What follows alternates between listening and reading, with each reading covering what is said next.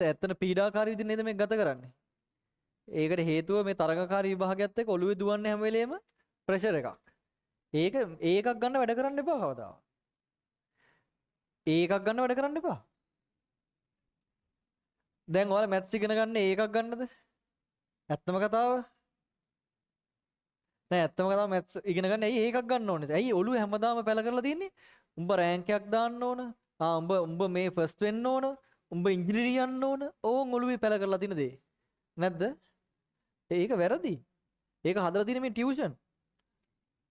ඔව් ඒක හදලා තියෙන ටියුෂන්. මේ තරඟකාරීත්වය හදලා තියෙන ටියුෂන්. නැද්ද? බලන්න රෑන්ක් වලට පොරකන පොරකවිල්ල. මට කියහන් රෑන්ක් එකක් හදන්න පුළුවන්ද එක සබ්ජෙක්ට් එකකින්? පුළුවන්ද බෑ. එතකොට එක ගුරුවරයෙක් විෂයන් තුනම උගන්වනවද? කිසිම අයිතියක් නැහැ. රෑන්ක් එක අයිතියක් ගුරුවරයෙක්ට නැහැ. වගේමක් තියෙනවා. හැබැයි මං කියන්නේ හරියට තේරුම් ගන්න නැහැ. මං කියන්නේ සබ්ජෙක්ට් එකක් ඉගෙන ගන්න ඕන රෑන්ක් එකක් දාන්නවත් ඒකක් ගන්නවත් නෙමෙයි මොකේද? සබ්ජෙක්ට් එක ඉගෙන ගන්න ඕන.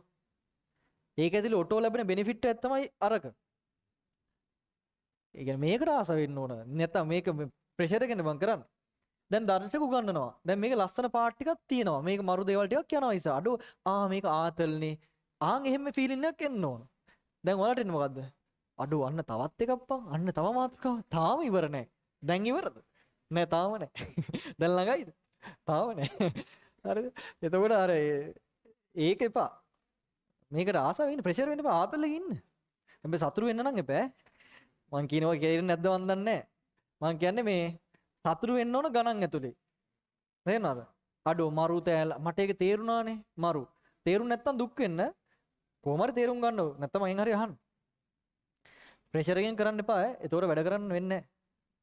ආතල් එකේ කරන්න. හරි? මරුනේ පොරක් නේ මැත්ස් දන්නවා කියන්නේ මේක කරගන්න කියන්නේ ඔබ පොරක් නේ සහ පෙරියක්. පොරක් නැත්තම් මන් දන්නේ ගෑනු සතාගේ නම ඒකේ. පෙරියක්ද කියන්නේ කොහොමද කියන්නේ? පොර කෑල්ලක්. ඔයක් කර. රයිට්.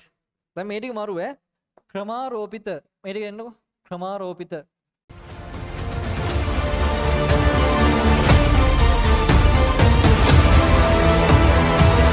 අද්විතීය සංයුක්ත ගණිතයේ ගවේෂණාත්මක සන්නාමය මදුෂාන් නිරංජන්. හේන කියන්නම ටාගට් වලට